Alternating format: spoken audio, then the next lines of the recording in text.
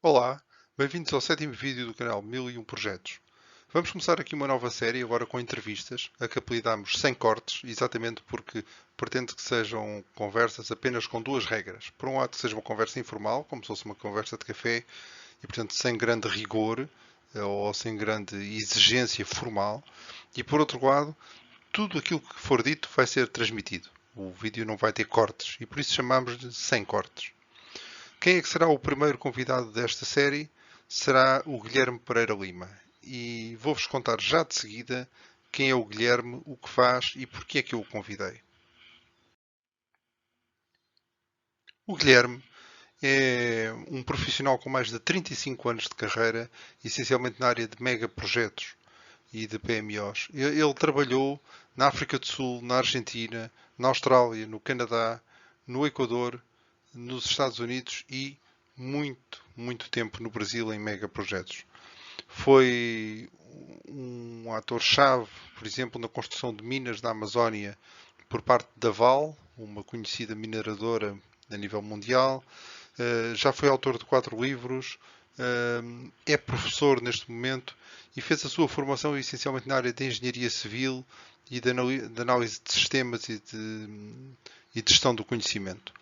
Também tem certificações na área de gestão de projetos. Vamos ouvir o que é que ele nos tem a dizer, sendo que antecipo que ele falará bastante sobre a sua experiência na Amazónia e falará bastante sobre como se gera projetos na lusofonia. Vamos à conversa. Olá, obrigado Guilherme por estar connosco neste dia. Obrigado por ter aceito o convite. Esta é a primeira entrevista no canal 1001 Projetos. Vai ser uma entrevista apenas com duas regras que queríamos manter. A primeira é que isto é uma conversa de café entre dois amigos e, portanto, pode-se dizer tudo o que se quiser. Eu sei que às vezes não é fácil quando Ok. estamos a ser gravados, mas pronto. E a outra é que a entrevista não vai ter cortes e, portanto, tudo aquilo que for dito irá para o ar. Vamos acabar despedidos no limite, mas isso também não é problema. Pedro, fico muito feliz pelo convite, né? Me sinto muito honrado também por essa distinção, né? Novamente, eu agradeço agora, né, de forma gravada, né, pela essa gentileza, por essa deferência, e eu espero que, ao término, né, quando as pessoas assistirem, né, a esse bate-papo, que elas levem coisas boas para elas, né, que a gente consiga entregar coisas boas para as pessoas que vierem a assistir. Também espero que possa ser uma ajuda e um contributo para todos e que no fim tenhamos alguns comentários com pessoas a dizer se concordam ou não com aquilo que nós dissemos aqui, porque discordar também é muito bom e ouvir opiniões diferentes é fantástico. Sim. Com certeza, né? Antes do início da conversa, eu já fiz uma breve introdução de quem é o Guilherme, mas eu gostava agora de colocar a pergunta para o seu lado e perguntar qual é que seria a melhor maneira de descrevermos o Guilherme? Como é que se descreveria? Que é aquela pergunta boa, né? Bom, Pedro, eu poderia dizer assim, né, que eu sou, né, estou falando aqui do Brasil, né? Sou Guilherme, brasileiro. É, eu sou um engenheiro civil, apaixonado pela gestão de projetos, né? E logo no começo da minha carreira, né, eu tenho 35 anos de graduado, e estava enfrentando problemas reais numa obra que eu era o engenheiro responsável, e na maneira de resolver, eu voltei para os cadernos da faculdade, estudei uma disciplina lá que eu tinha recebido, chamada tal de PERP CPM, sabe? E não existia computador, não existia nada, muito menos software para fazer isso, então eu usei papel milimetrado, né? Papel quadriculado, coloquei na parede assim, lá das instalações do canteiro de obra, botei as caixinhas, estimei duração de atividade, passada para frente, passada para trás. O meu chefe até chegou lá, viu aquele negócio, falou: isso foi de recém-formado, né? Isso aí não deixa ele quieto, a realidade vai se impor, né? E eu estimei um prazo para a duração dessa outra etapa do projeto, sabe? De 8 meses. E eu errei, porque a gente conseguiu concluir em 7 meses e meio, sabe? A gente já antecipou em 2 semanas, Perfeito. enquanto que a mesma etapa, da mesmo tipo, a reforma de um pavimento inteiro do edifício sede do Ministério do Trabalho em Brasília, O andar 4, né, número 4, a gente gastou praticamente 13 meses, porque tiveram todos os problemas que você pudesse imaginar acontecer. E o prazo era 8. E o segundo, além de conseguir cumprir o prazo, a gente conseguiu antecipar isso e repetir nos demais. Então, foi a minha primeira experiência profissional, Pedro, onde realmente eu pude constatar que determinadas práticas associadas a metodologias, a técnicas de gestão de projetos, elas realmente funcionam. E elas seriam grandes desconhecidas. Então, foi aí que nasceu, né, tive essa fagulha, né, desenvolvimento dessa afeição pelos métodos de gestão e, posteriormente, no começo dos anos 2000, quando eu entrei de maneira mais de cabeça ainda nesse mundo e fui picado por essa mosquinha e agora a gente não foge mais disso. Não foi dengue nem de 7 cepas, não? É a mosquinha da gestão de projetos. Muito bem. Sei que tens uma experiência muito grande em projetos de dimensão muito grande, não é? E com impacto muito grande. E também já o comentei com as pessoas que estão a ver este vídeo em várias geografias. A pergunta que eu tinha para ti era dos projetos que fizeste ao longo da tua longa carreira, e foram muitos, qual é que consideras que foi o mais desafiante e porquê? Pedro, realmente essa é quase a gente perguntar para uma mãe, né, qual filho que ela gosta mais. É outra pergunta difícil da gente responder, porque o que acontece é que a cada momento da nossa carreira, a gente tem, eu acho que já aconteceu com você também, eu acho que com a maioria das pessoas que estão nos ouvindo agora, é que em algum momento da nossa carreira nós nos apaixonamos por um determinado projeto, né? E aquele projeto acaba e a gente começa outro e esse ciclo se repete, né? Então, numa fase mais madura da minha carreira profissional, quando eu comecei a trabalhar com megaprojetos na Petrobras, né, uma grande companhia de petróleo aqui no Brasil, foi que eu fui apresentado ao mundo de megaprojetos. Que até então eram projetos grandes que eu tinha trabalhado, mas nunca nenhum deles tinha passado da casa de $1 bilhão, né? E $1 bilhão é um projeto respeitado em qualquer lugar do mundo, né? E, assim, a maior dificuldade que eu tive foi com a escala no início, né? Entender a abrangência, né? O escopo, né?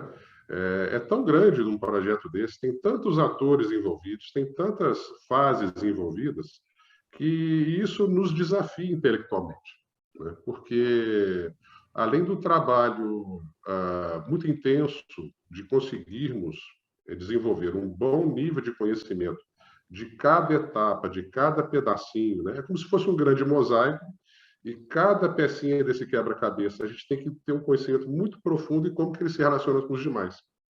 E em qualquer megaprojeto, a quantidade de atores, de interface é muito grande, né? E isso é um dos conceitos de complexidade, né? Quantos sistemas interagem entre si. Então, uma outra característica de um megaprojeto é a complexidade em si. Então, assim, a nossa própria capacidade de excursionarmos de um mundo, de um ambiente para o outro, ela também é desafiada.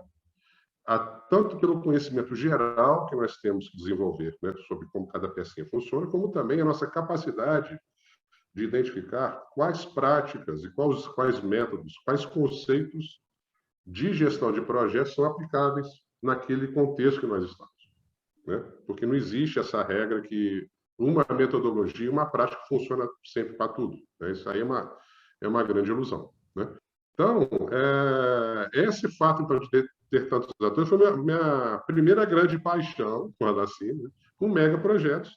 E a última grande paixão, e que realmente, no ápice da minha carreira profissional, foi o projeto S11D, da Vale, a mineradora, um projeto de minério de ferro, na construção de uma mina de minério de ferro, em Carajás, em Cana dos Carajás, no Pará, na região norte do Brasil.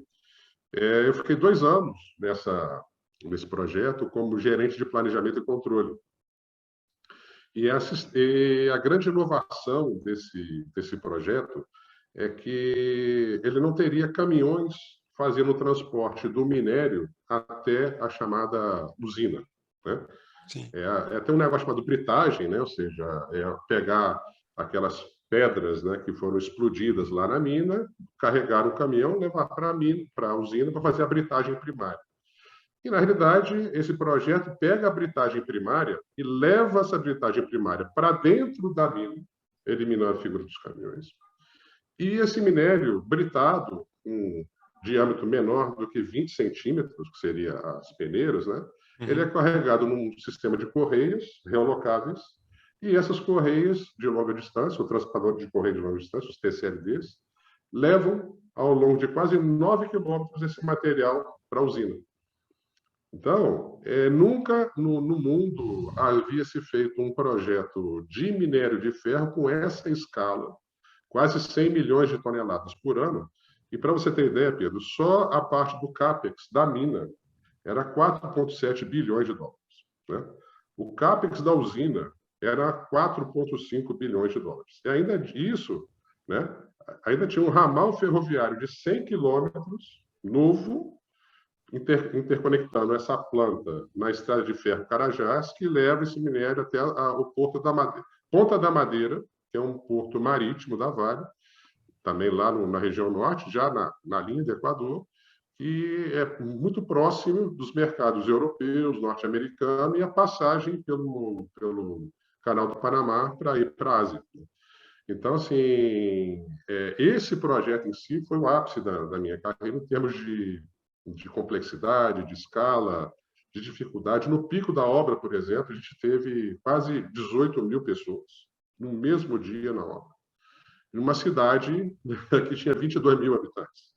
Então, você viu o aspecto social, o impacto social também que um empreendimento desse porte causa durante um determinado período, né, na vida de uma comunidade. Então,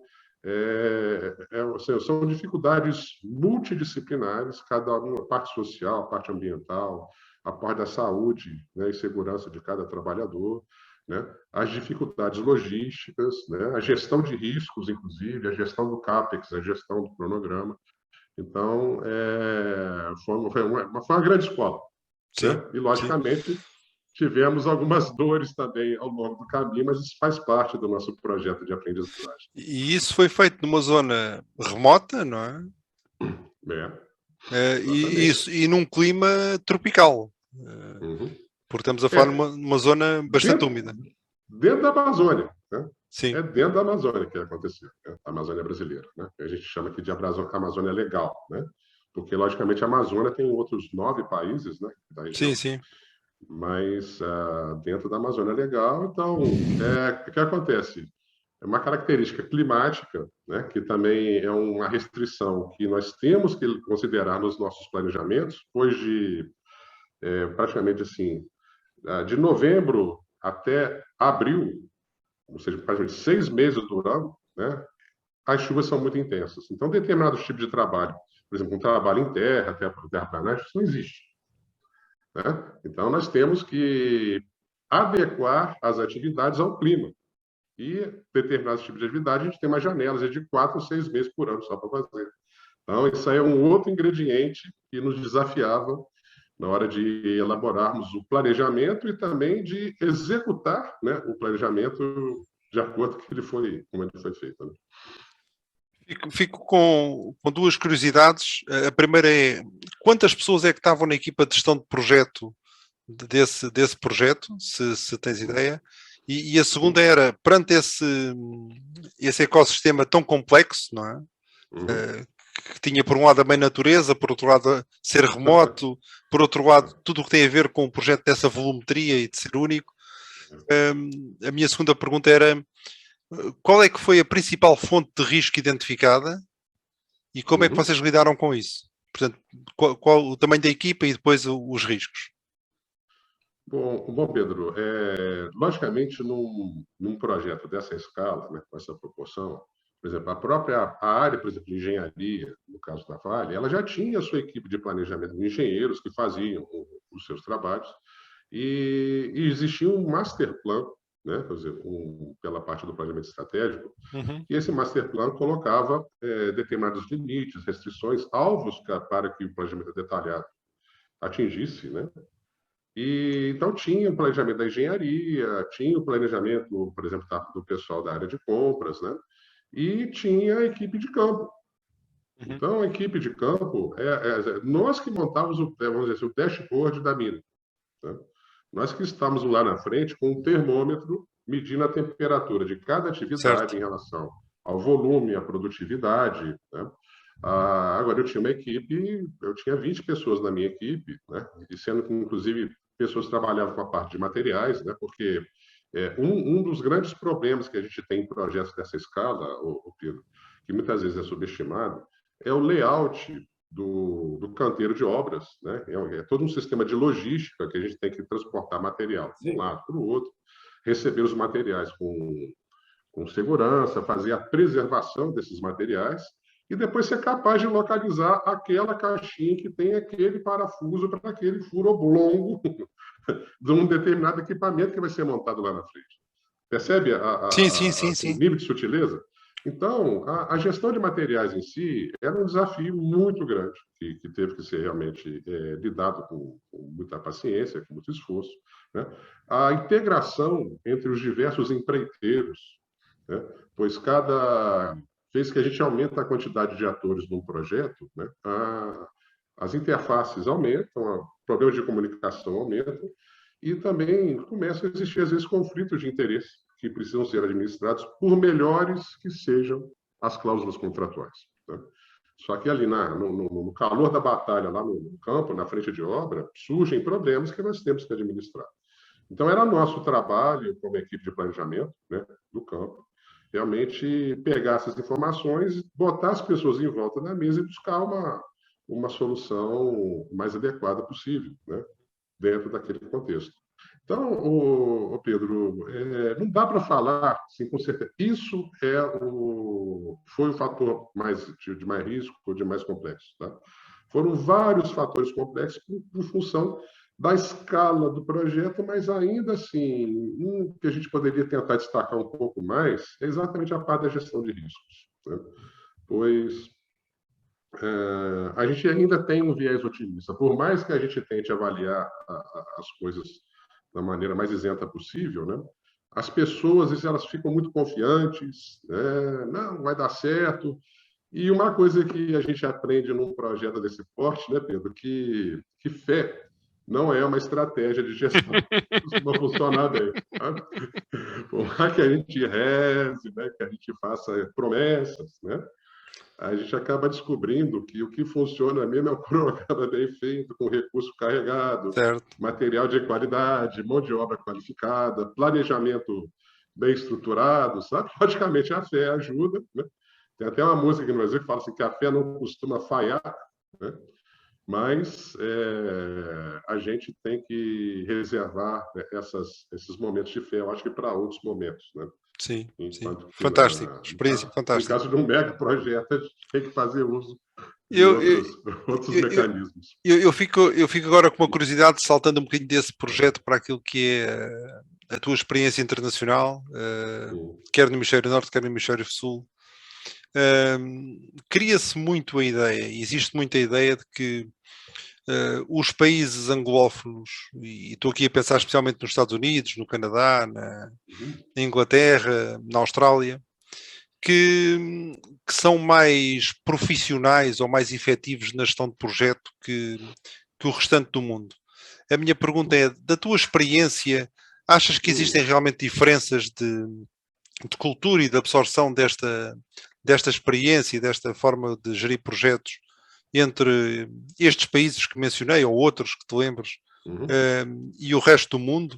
Existe mesmo esse gap ou isto é um mito daquelas coisas que a gente se convence às vezes e não é realidade? Qual é a percepção? Bom, Pedro, é fato inegável, né, que existem diferenças culturais. Né? No nosso caso aqui, brasileiros, portugueses, né, nós falamos um romanço latino, né, e, de certa forma, os espanhóis também, os franceses, né, a gente tem, de repente, algumas características, eu acho muito associadas à parte emocional. Né? Uhum. Então, muitas vezes a gente vê aqui no Brasil que as pessoas estão tocando um projeto no peito, na raça, e assim, e o fator emocional é uma coisa muito relevante. Mas acontece que né? A gente não pensa com o fígado, vamos dizer assim, a gente, nem com o coração, a gente tem que pensar com o cérebro, né? E isso acaba, em alguns momentos, sendo uma desvantagem, mas em outros momentos aumenta muito a nossa flexibilidade em relação a improvisar uma solução que muitas vezes não é desejável, mas a gente consegue fazer uma solução com baixíssimo risco. Então, né, aquele jogo de cintura, né, um termo que a gente usa aqui no Brasil, a pessoa tem um certo jogo de cintura, e isso é uma característica muito comum aqui no Brasil, né? Enquanto que em outros locais, as pessoas assim, pô, se não está no manual, não pode ser feito, né? Então, eu vejo muito em relação à diferença cultural, por exemplo, em relação aos norte-americanos, ou os australianos, né, os ingleses, que eles possuem, de certa forma, um pouco mais de disciplina operacional relacionada a seguir metodologias, né? Uhum. Enquanto que a gente enxerga, de repente, a metodologia como se fosse uma trilha, né? Então, a gente vai um pouquinho para lá, um pouquinho para cá, né? Está valendo, e a gente chega no resultado e entrega o projeto lá. Enquanto que nesses outros países, especialmente que eu tive contato, né? E logicamente eu não posso afirmar que todos são assim, mas a minha visão daquele pedacinho que eu pude interfacear e conviver é que realmente é um mérito muito bacana deles no sentido dessa disciplina operacional relacionada, por exemplo, ao cumprimento, a seguir passos metodológicos, né? E isso eu acho uma característica positiva. Mas, ao mesmo tempo, né, eu percebi que aquela tal jogo de cintura falhava um pouco. Sabe? Então, de repente, nós estamos aqui no meio do caminho. Tá? Nós não somos um ambiente onde as pessoas são indisciplinadas, longe disso, mas também não estamos num nível de rigor operacional tão alto. E esse meio do caminho se mostra que a taxa de sucesso nos projetos, por exemplo, aqui no Brasil, sobem, né? No próprio caso daquele projeto que eu comentei com você, o S11D lá, né? Uhum. O startup da mina, né? Que no nosso contexto lá, era a gente entregar o primeiro minério no nosso limite de bateria, né? Que significava o seguinte: a gente tinha um transportador de correio com uma casa de transferência, até aquele ponto é trabalho da mina, que estava no escopo da minha equipe, né? E daquele ponto para frente era do outro gerente de planejamento, lá da usina, era o escopo daquela. Então, assim, nós conseguimos entregar o primeiro minério nessa interface, né? Nesse limite de bateria, com 2 meses de antecedência.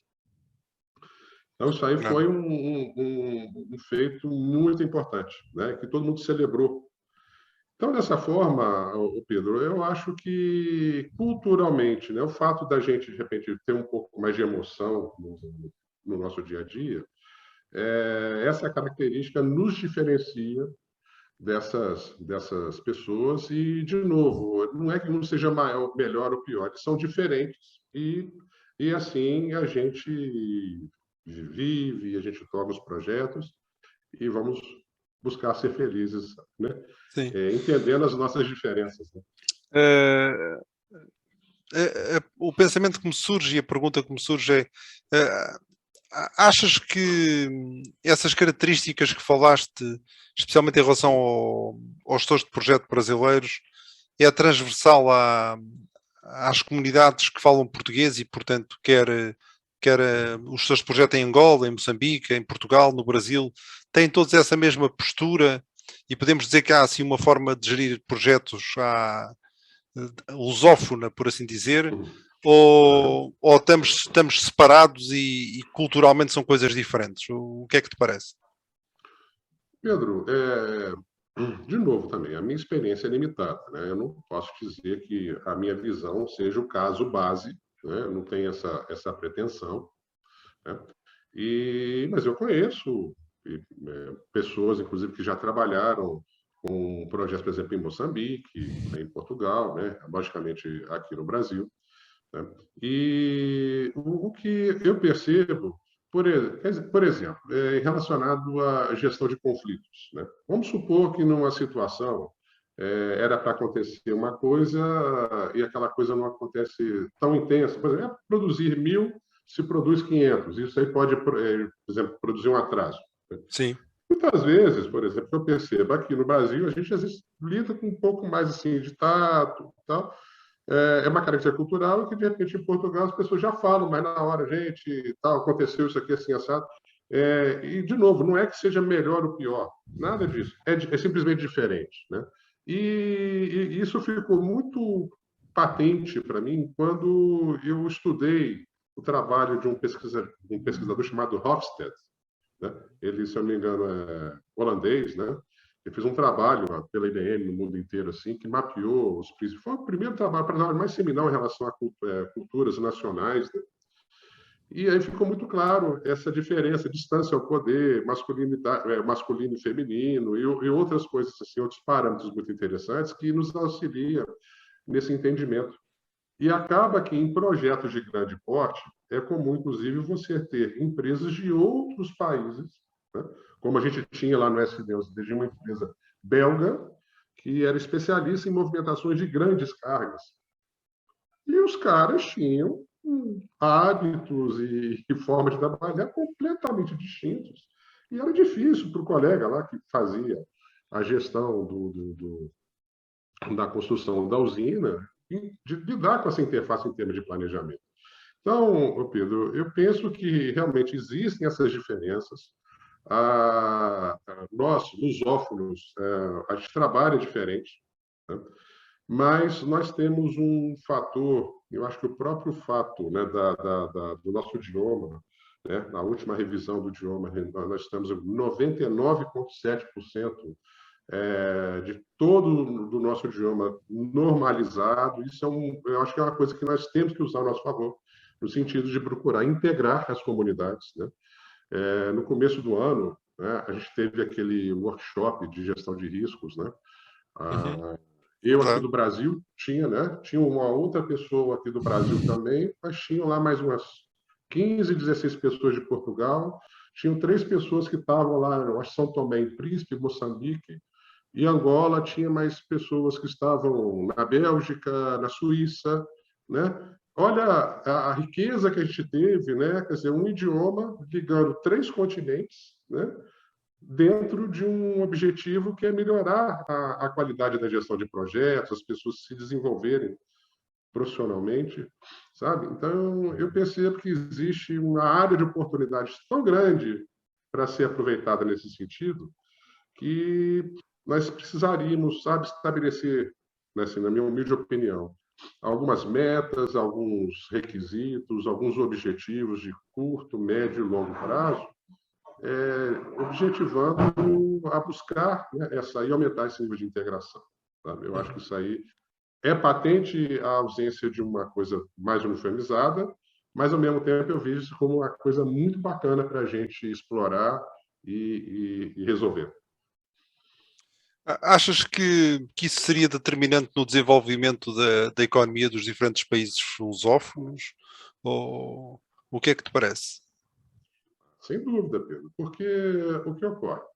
Vamos pensar aqui um exemplo de uma obra de infraestrutura em um Uhum. determinado país, qualquer desses, né? Se essa obra de infraestrutura que ela tem lá dentro dos seus processos de aprovação, diversos pontos de entrega de valor, sejam esses valores de natureza tangível ou intangível, né? Ou intangíveis, né? Sim, sim. E a partir do momento que aquele país ele é capaz de cumprir aquele projeto, né?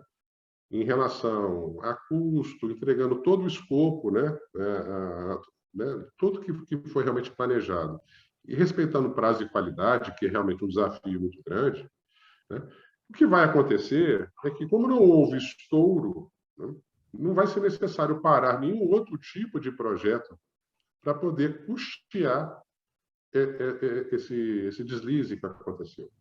Então, esse dinheiro, dos contribuintes de cada um desses países seria possível dele ser aplicado em outras frentes para produzir outros benefícios, por exemplo, Uhum. construção de escolas, hospitais, né, universidades e assim por diante.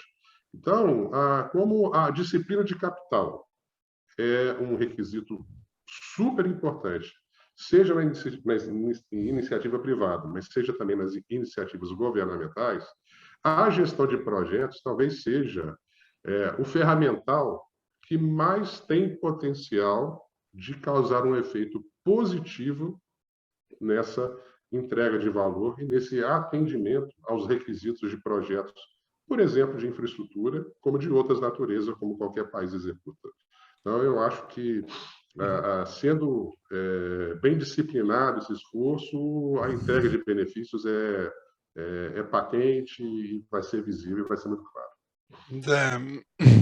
Daquilo que estavas a dizer há bocadinho, ocorre mais uma ideia. Há pouco, e retive isso como um ponto alto, que no projeto da mina, não é? A coisa mais difícil foi gerir os interfaces, as centenas de interfaces que havia com os outros atores, não é? Talvez tenha sido sim, Pedro, com certeza. E naturalmente que quando estamos a falar de interfaces que ainda por cima são feitas em línguas diferentes, porque já falaste em belgas, tipicamente a falar francês, imagino de certeza que haviam pessoas que falavam inglês, alemães, da pessoas a Turquia, falar alemão, turcos, chineses, chineses, tinha toda e até essas tinha brasileiros, populações. não é? E até havia Tinha brasileiros, brasileiro também, também por tinha incrível brasileiro, que pareça. portanto ficou ali uma pequena torre de Babel. E todos nós sabemos que quando estamos nestas comunidades multilingue, mesmo que dominemos a língua, ao não sermos naturais, a não ser a nossa primeira língua, há sempre coisas que se perdem na tradução e há sempre grãos de Com areia, não é? certeza, Pronto. com certeza. Parece-me que uma das vantagens, até na própria aprendizagem da gestão de projetos e no olhar do ferramental, como dizias há bocadinho, usando uma expressão que é menos corrente em Portugal do que no Brasil, não é? Mas tudo bem, que a gente percebe, não há tema. Darmos a possibilidade à comunidade de aprender em português, com conhecimento gerado e trabalhado em português, é um acelerador muito grande, porque lá está, não há aquela perda que normal de estarmos a aprender numa língua que não é a nossa e especialmente quando estamos a falar de uma atividade que tem muito a ver com gestão de relação, não é? Com a gestão de relação entre pessoas, entre interfaces, porque aqui há uns tempos ouvi uma coisa que achei muito interessante, que alguém me disse que por trás de um B2B há sempre um B2C. Ou seja, independentemente de estarmos a trabalhar com a empresa, estamos sempre a trabalhar com a pessoa que representa a empresa. Não é? E, portanto, precisamos sempre assegurar que as mensagens chegam certas e que as pessoas compreendem completamente o que estamos a dizer. Parece-me a mim que é um bocadinho o que estavas a dizer, que ao termos uma base de conhecimento em língua portuguesa, termos professores universitários em português, temos cursos em português, temos metodologias em português, isso ajuda-nos a absorver e a tornarmos mais peritos na matéria, não é? E talvez o material não seriam apenas traduções de materiais produzidos em outros países, né, Pedro? Eu acho que nós temos conhecimento, capital humano, né, para produzir os nossos próprios materiais. Assim, não no sentido de criar uma cisão, né, criar uma competição, não é isso. Mas, assim, eu acho que por mais que um determinado corpo de conhecimento seja feito por equipes multidisciplinares, como, por exemplo, todos os projetos de normas, né, do PMI, independente do ramo de aplicação da norma, Sim. ele é multidisciplinar, né, e também é multipaíses, porque são voluntários que se candidatam para trabalhar nesse projeto. Então, existe um certo nível de multiculturalidade dentro do produto final de qualquer norma dessa. Mas eu penso que as diferenças culturais entre, por exemplo, brasileiros, portugueses, moçambicanos, né, e outras nações lusófonas, elas se fazem menor. Sabe? Então, isso acho que cria uma oportunidade para que aspectos de natureza linguístico, né, e culturais eles sejam colocados como se fosse um tempero, né? E acabe aproximando mais as pessoas e tornando essa curva de aprendizagem mais suave, sabe, Pedro? Você tem total razão quando cita que toda vez que nós lidamos com conhecimento novo em um outro idioma, né, por mais fluente que sejamos, sempre vai ter alguma perda, né? E se a gente puder usar esse conhecimento que as comunidades e pessoas ou grupos mais avançados em gestão de projetos que existem na comunidade lusófona e poder extrair isso dessas comunidades e compartilhar, né, com as demais pessoas, seria algo muito nobre, antes de tudo, uma coisa muito nobre, né? E que ajudaria, inclusive, a elevar o índice de desenvolvimento humano em todos os países envolvidos nesse esforço. Eu acho que seria uma coisa muito bacana, Pedro. Eu vejo Uhum. isso quase como um projeto de vida, sabe? É muito interessante, muito interessante. E vindo de uma pessoa como tu que trabalhaste em tantas geografias e em projetos tão grandes e com tantas nacionalidades nas equipas de projeto, é muito interessante ouvir isso. Olha, foi uma conversa fantástica. Nós tínhamos aqui o objetivo de não ultrapassar os 30, 40 minutos. Eu ainda tenho uma pergunta final Ok. portanto, por isso estar aqui a parar a conversa, que ficaríamos aqui a noite inteira, não é? Ou a tarde inteira, já que... Ou a tarde inteira. Exatamente, sim. Quando éramos miúdos, todos nós ouvimos a história do Aladino e da lâmpada, não é? Do gênio, não é? Sim. E isso salta para o nosso imaginário um bocadinho.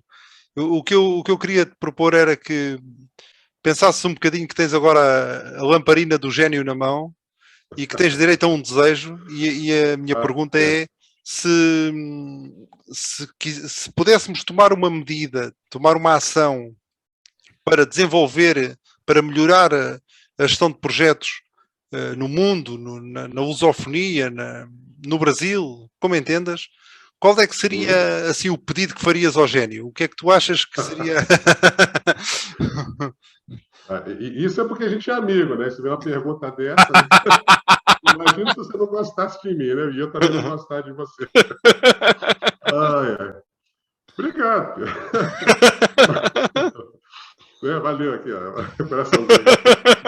Mas, ô Pedro, o que a gente não pode abrir mão, sabe, né, em toda a evolução tecnológica que a gente já atingiu agora, né, e as facilidades de acesso a essas tecnologias, a gente não pode abrir mão de internet, sabe? Então, a internet, ela se tornou, né, uma ferramenta que, se bem utilizada, ela pode causar um efeito positivo muito grande na vida das pessoas, das comunidades, de cidades, de países, etc. Né? Então, assim, eu teria assim, a primeira metade da resposta seria o seguinte: a gente não pode abrir mão da internet no sentido de utilizarmos os webinários, né? Tipo um bate-papo informal, como a gente está tendo aqui agora, né? Treinamentos, workshops, né? Estudos de caso. A gente não pode abrir mão disso. Mas por mais que esses eventos nos deem insights, nos deem ideias, assim, é um conhecimento de natureza tácita que entra, né, pelos nossos ouvidos, né, quando a gente compartilha com as pessoas os conhecimentos, né, nada substitui a experiência. Então, a segunda metade da resposta, né,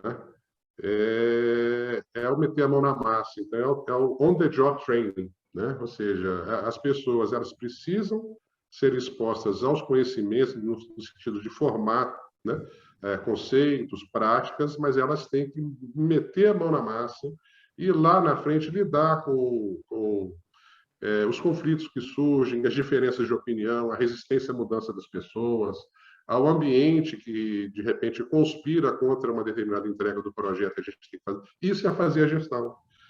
Por quê? A gestão do projeto, a grande diferença dos gestores para as pessoas que não são gestoras, né, dentro do ambiente de projetos, é que os gestores eles executam os seus trabalhos, entregam seu valor através do trabalho de outras pessoas. Né? Então, Verdade. fazer a gestão é fazer que façam. Né? Sim. Então, ninguém vai se tornar um gestor de projetos se não tiver a mão na massa, um on-the-job training, né? Um gestor ou uma gestora. Sabe? Então, mete a mão na massa. Né? Vamos abraçar as pessoas, vamos capacitá-las, vamos ensiná-las práticas, métodos, hábitos novos, mas principalmente vamos, né, botá-la na frente de batalha para que ela possa realmente vivenciar e ter capacidade de aplicar os conhecimentos que ela aprendeu, que ela obteve, para que ela evolua, né, como cidadão, uma cidadã, como gestora, que realmente entregue valor para a sociedade, né, entregue valor para a comunidade. Tá? É um bocadinho Então, eu enrolei um pouco a pergunta, mas é um bocadinho, on-the-job training. é um bocadinho como no futebol, que é deem a oportunidade à miudagem da cantera, não é? Permitam que as pessoas trabalhem e ganhem experiência, porque isso vai ajudar a desenvolver competências, sem prejuízo das pessoas uma vez ou outra cometerem erros, porque só quem não faz é que não comete erros, não é? Sim, agora, eu vou te dar um retorno agora, tá? Já que muitas pessoas vão assistir esse evento em Portugal. Agora eu vou te devolver a pergunta, tá? A pergunta que não quer calar. É Porto ou Benfica, Pedro? Vamos lá. Qual que é a pergunta que não quer calar? Vou ter que cortar esta parte porque é Sporting. É Sporting. Saída estratégica pela direita, número 3. Muito bom, muito bom, muito bom. A pergunta final era mais difícil, era mais difícil. Muito bem. Tá certo, tá certo. Guilherme, quero-te agradecer muito pelos insights, por este pedaço que passámos aqui, por tudo aquilo que comentaste da tua experiência. O Guilherme como eu disse antes da entrevista, professor, formador, consultor.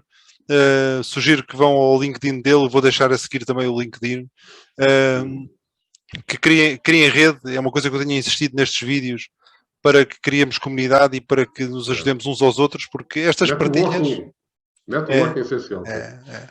Porque estas partilhas bem dispostas, suaves, ligeiras, são, como o Guilherme dizia, que nos dão ideias e que nos ajudam às vezes a resolver problemas, e portanto é um bocadinho aquela questão dos juntos somos mais fortes e a colaborar uns com os outros é mais forte. Guilherme, com certeza. Muito obrigado, um grande abraço e até breve. Eu que agradeço e desejo um sucesso continuado com o esforço que você tem feito e a Projeto tem feito no sentido de melhorar a qualidade da gestão de projeto na nossa comunidade lusófona. Um abraço a todos. Fiquem com Deus. Abraço. Obrigado por ter ficado aí até à parte final do vídeo. Com certeza que gostou da conversa. Gostávamos que comentasse e que opinasse sobre aquilo que foi dito. Gostávamos também que nos ligasse a nós nas redes sociais, quer a mim, quer ao Guilherme, e que possamos criar a tal comunidade que tanto temos falado e que também foi focada na conversa que tive com o Guilherme. Obrigado e até ao próximo vídeo.